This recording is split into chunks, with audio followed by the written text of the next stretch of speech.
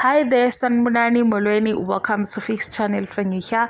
Please subscribe before the end of the video for returning. Thank you for love and support. I appreciate you. Ngiyabonga ngiqedi.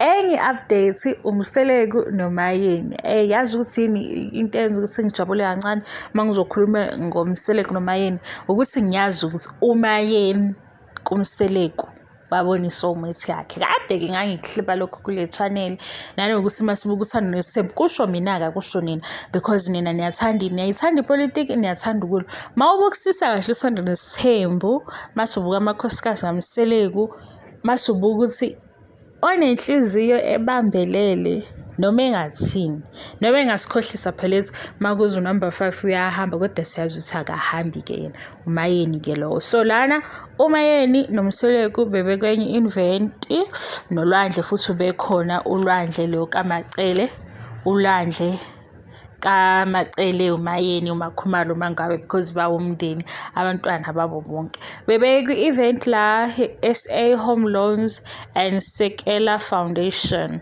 So Mseleku, thank you SA Home Loans and Sekela Foundation for empowering our people. So bekuyindaba lezo ke iphathelene nemali nama home loans nakho konke okunye kule event ngibona ulwandle ngibona uMayeni ngabona uMseleku.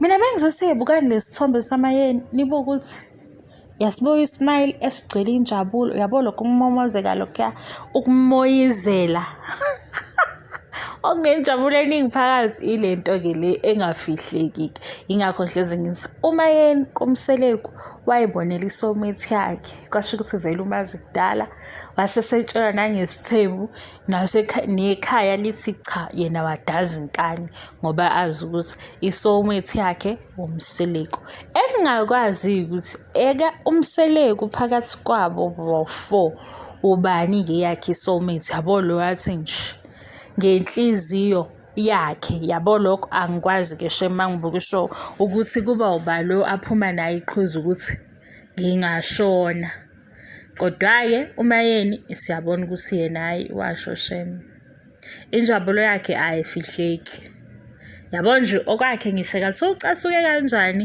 ayisuseki lento ukuthi uyamthanda lo yababa bengazile kuzokani bengizonikeza iupdates ukuthi noMayeni ke uyayihamba imicimbi noMseleku ukuthi isikhathi esiningi ngathi uMayeni akayipost izinto ezimayelana naye nomyeni ku social media uposta lezi zamabhizinisi benomangwabe bakhona ku social media kodwa bayasincisha ngoba nomangwabe ngathi mawehla Instagram wakhe ubheka ngikuzusho ungamazi ngekuzusho ukuthi unkosikazi kaMseleku uyobona ngoba usuwehla usuthola ukuthi hawu nanga uMseleku nakhona futhi mawungazi ungathi hawu mhlawumbe ubaba wengane kanti ubaba abantwana kanti uhusband wakhe indlela isocial media yamangwabe neyaMayeni emingayo ayifani neyamakhe hayi makhe shem uforever yena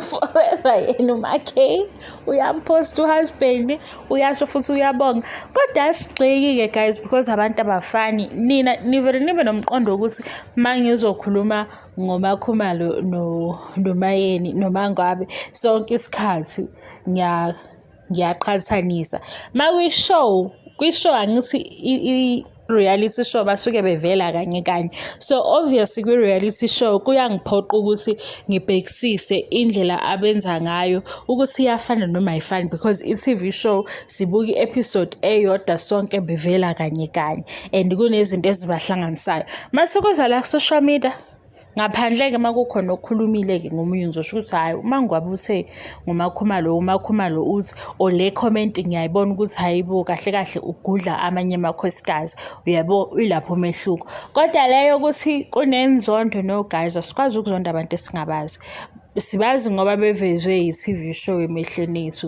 kusukela kudala asibazi ukuthi basukaphi asazi nokuthi badlulephi asazi lokho esikwaziyo sekuqala la ku season 1 sesiba abalandeli sesilandela ishow bengazile kodwa uzongichazela into eningi bengithi bhekana uMayeni noMseleku bayahamba futhi nabo be-attend ama-events ndawonye. Angithi bekade nikhalaza nithi hlezi sibona uMakhomalo nangu-ke noMayeni. Ningahlezi-ke futhi njalo ni-compare, okay? Thank you so much for your love and support. I love you and appreciate you. Ngiyabonga, angiqedi i-support. Bye bye.